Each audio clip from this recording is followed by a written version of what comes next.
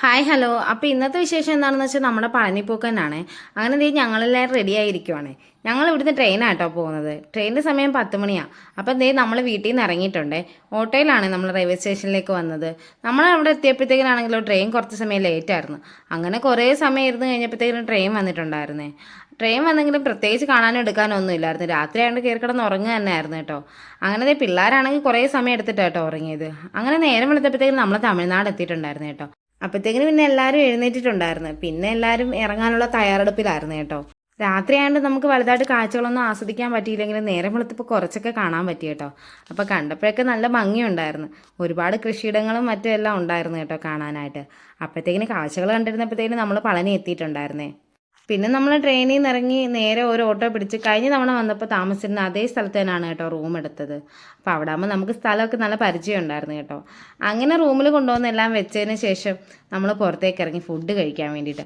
അപ്പോഴാണ് കേട്ടോ കുതിരവണ്ടി കണ്ടത്. ഏട്ടനാണെങ്കിൽ നൈനുവിനെ കുതിരയെ കാണിച്ചു കൊടുത്തുകൊണ്ടിരിക്കുവാണേ. പിന്നെ നമ്മൾ ഫുഡ് കഴിക്കാനായിട്ട് കയറി. കുറച്ച് പേര് ഭൂരിയും കുറച്ച് പേര് ദോശയാണ് കേട്ടോ കഴിച്ചത്. ഫുഡൊക്കെ നല്ലതായിരുന്നു. പിന്നെ ഫുഡെല്ലാം കഴിച്ചിട്ട് നേരെ പോയത് കേട്ടോ നൈനുവിൻ്റെ മുടി വെട്ടാൻ വേണ്ടിയിട്ടാണ്. ഇതിപ്പോൾ രണ്ടാമത്തെ തവണയാണ് കേട്ടോ നൈനുവിൻ്റെ മുടി മുട്ടയടിക്കുന്നത് പളനി കൊണ്ടുവന്ന്. ഞങ്ങളെല്ലാവരും വിചാരിച്ച് അവൾ കരയുമായിരിക്കുമെന്ന്. പക്ഷേ അവൾ ഞങ്ങളെ ശരിക്കും ഞെട്ടിച്ച് കളഞ്ഞ്. അവൾ കരഞ്ഞില്ല. അടുത്തിരിക്കുന്ന ഒരു കുഞ്ഞിനെ മുടി വെട്ടുന്നതുകൊണ്ടായിരിക്കും അവൾ അത് ശ്രദ്ധിച്ചിരിക്കുമായിരുന്നു കേട്ടോ. നൈനു മാത്രമല്ല കേട്ടോ മുട്ടയടിച്ചത്. അവിടെ അച്ചാച്ചനും വലിയച്ഛനും എല്ലാം മുട്ടയടിച്ചിട്ടുണ്ടായിരുന്നു കേട്ടോ. എല്ലാവരെയും പ്രതീക്ഷകൾ തെറ്റിച്ചുകൊണ്ട് അവളതേ കരയാതിരിക്കുന്നതുകൊണ്ട് അത്ഭുതപ്പെട്ടിരിക്കും കേട്ടോ അമ്മമാർ രണ്ടുപേരും. അങ്ങനെ ആ മുടിവെട്ടൊക്കെ കഴിഞ്ഞിട്ട് ഞങ്ങൾ നേരെ റൂമിലേക്കാണ് കേട്ടോ പോയത്. അവിടെ എത്തിയിട്ട് ഞാനും ചേട്ടനും ചുമ്മാ ഒന്ന് പുറത്തേക്ക് ഇറങ്ങി. കഴിഞ്ഞ തവണയും വന്നപ്പോൾ നമ്മൾ ഇവിടെ സ്റ്റേ ചെയ്തുകൊണ്ട് നമുക്ക് ഏകദേശം വഴിയൊക്കെ അറിയാം കേട്ടോ. നമ്മളിതേ പളനി അമ്പലത്തിനടുത്ത് തന്നെ കേട്ടോ. നമ്മൾ നിൽക്കുന്നിടത്ത് നിന്ന് നടന്നു പോകാനുള്ള ദൂരമേ ഉള്ളൂ കേട്ടോ ക്ഷേത്രത്തിലേക്ക്. അങ്ങനെ ദേ അവിടെ എത്തിയപ്പോഴാണെങ്കിലോ ചന്ദ്രഗ്രഹണം ആയതുകൊണ്ട് അമ്പലം നേരത്തെ അടച്ചിട്ടുണ്ടായിരുന്നു കേട്ടോ. എങ്കിലും തിരക്കിന് കുറവൊന്നുമില്ലായിരുന്നു. അവിടെ ഇവിടെയൊക്കെ ആയിട്ട് നിറച്ച ആളുകൾ ഉണ്ടായിരുന്നു കേട്ടോ. പിന്നെ നമ്മൾ വൈകുന്നേരമാണ് അമ്പലത്തിൽ കയറാൻ ഉദ്ദേശിച്ചിരിക്കുന്നത്. അപ്പോൾ അതുകൊണ്ട് നമുക്ക് വലിയ ബുദ്ധിമുട്ടൊന്നും ഇല്ലായിരുന്നു. എങ്കിലും പകുതിയൊക്കെ കടകൾ അടച്ചിട്ടേ പോണ്ടായിരുന്നു കേട്ടോ. ചിലവരൊക്കെ അടച്ചുകൊണ്ട് ഇരിക്കുന്നുണ്ടായിരുന്നു.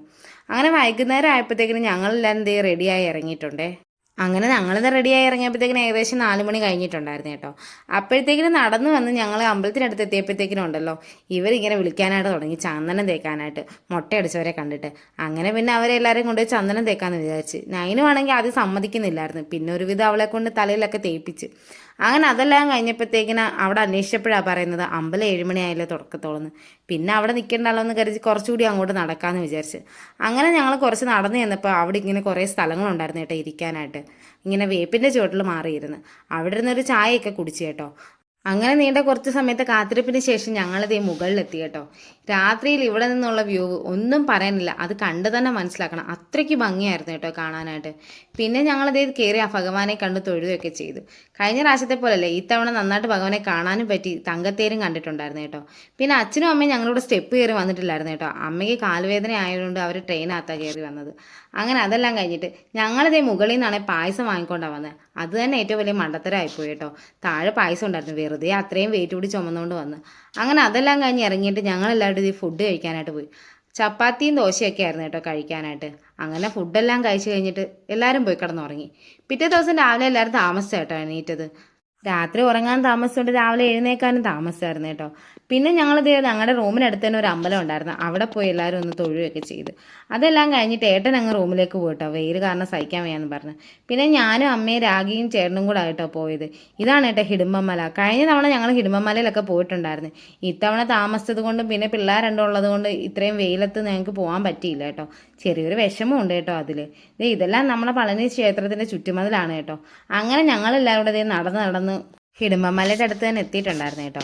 കഴിഞ്ഞ തവണയൊക്കെ ഇവിടെയൊക്കെ ഇഷ്ടം പോലെ ഷോപ്പുകളുണ്ടായിരുന്നു. ഇത്തവണയാണെങ്കിൽ ഒന്നുമില്ല കേട്ടോ. കടകളെല്ലാം അടച്ചിട്ടേക്കുമായിരുന്നു. പിന്നെ നമ്മൾ തിരിഞ്ഞിറങ്ങി പളനിമലയുടെ താഴെ തന്നെ വന്ന് അവിടെയാണ് കേട്ടോ കുറച്ച് കടകളൊന്നും തുറന്നിരിക്കുന്നത്.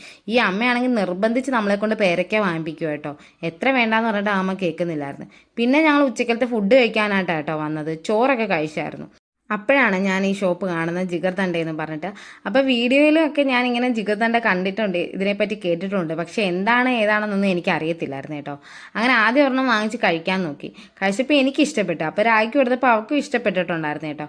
അങ്ങനെ പിന്നെ ഒന്നുകൂടി വാങ്ങിച്ച് ഞങ്ങൾ രണ്ടുപേരും കഴിച്ച്. ഏട്ടനെടുത്ത് കഴിക്കാൻ പറഞ്ഞിട്ട് ഏട്ടൻ കഴിക്കുന്നില്ലായിരുന്നു കേട്ടോ. അങ്ങനെ അതെല്ലാം കുടിച്ചിട്ട് അവിടെ നിന്ന് ഇങ്ങോട്ട് നടന്നു വന്ന വഴിക്ക് ഇതുപോലെയൊക്കെയുള്ള കടകളിലൊക്കെ ഏട്ടൻ ഇങ്ങനെ എന്തൊക്കെയോ നോക്കുന്നുണ്ടായിരുന്നു. അപ്പോഴത്തേക്കിന് ഏകദേശം നമുക്ക് പോകാനുള്ള സമയമായിട്ടുണ്ടായിരുന്നു. പിന്നെ റൂമിലേക്ക് വന്ന് എല്ലാവരും പെട്ടെന്ന് തന്നെ റെഡിയായി. ഉടനെ തന്നെ ഒരു ഓട്ടോ പിടിച്ച് റെയിൽവേ സ്റ്റേഷനിലേക്ക് എത്തി കേട്ടോ. അവിടെ എത്തിയെങ്കിലും ട്രെയിൻ വീണ്ടും ലേറ്റ് ആയിരുന്നു കേട്ടോ. അങ്ങനെ പിന്നെ കുറേ സമയം ഞങ്ങൾ അവിടെ ഇരുന്ന്, പിന്നെ ഇടയ്ക്ക് പോയി ചായയൊക്കെ കുടിച്ച്. നയനും അപ്പോഴത്തേക്കിനും ഉറങ്ങിപ്പോയായിരുന്നു കേട്ടോ. പിന്നെയും കുറേ സമയം ഞങ്ങൾ അവിടെ ഇരുന്ന് കഥയൊക്കെ പറഞ്ഞുകൊണ്ടിരുന്നു. അത് കഴിഞ്ഞിട്ടാണ് കേട്ടോ ട്രെയിൻ വന്നത്. ട്രെയിൻ വന്നപ്പോഴത്തേക്കിന് പിന്നെ ഓടിപ്പിടിച്ച് ട്രെയിനകത്ത് കയറി സീറ്റൊക്കെ കണ്ടുപിടിച്ചിട്ട് എല്ലാവരും അവിടെ ഇരുന്ന്.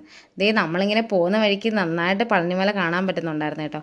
അത് കാണുമ്പോൾ പോകുമ്പോൾ ഒരു വിഷമമൊക്കെ തോന്നിയായിരുന്നു എനിക്ക്. ട്രെയിനകത്ത് തിരക്ക് കുറവായതുകൊണ്ട് പിള്ളേർ രണ്ടുപേരും അങ്ങോട്ടും ഇങ്ങോട്ടും ഓടി നടക്കുമായിരുന്നു. അവരൊന്ന് അടക്കിയിരുത്താൻ വേണ്ടി ഞാൻ അവർക്ക് വാങ്ങിയ കളിപ്പാട്ടമൊക്കെ എടുത്തു കൊടുത്ത്. എന്നിട്ട് അവരടങ്ങിയിരുന്നതൊന്നും ഇല്ലായിരുന്നു കേട്ടോ. പിന്നെ ഇതിനിടയ്ക്ക് ഞങ്ങൾ ഫുഡ് കഴിച്ചു. പിന്നെ കിടന്ന് കുറച്ച് സമയം ഉറങ്ങി. ട്രെയിൻ ലേറ്റ് ആയതുകൊണ്ട് കുറച്ച് അധികം സമയം ഉറങ്ങിയെന്ന് തന്നെ പറയാം. അങ്ങനെ ഏകദേശം 4:45 ഞങ്ങൾ കരുനാഗപ്പള്ളി എത്തിയിട്ടുണ്ടായിരുന്നു കേട്ടോ. പിന്നെ അവിടെ നിന്ന് ഉടനെ തന്നെ ഒരു ഓട്ടോ പിടിച്ച് വീട്ടിലേക്ക് പോന്നു. അപ്പോൾ ഇന്നത്തെ വീഡിയോ ഇത്രയേ ഉള്ളൂ. Okay, by.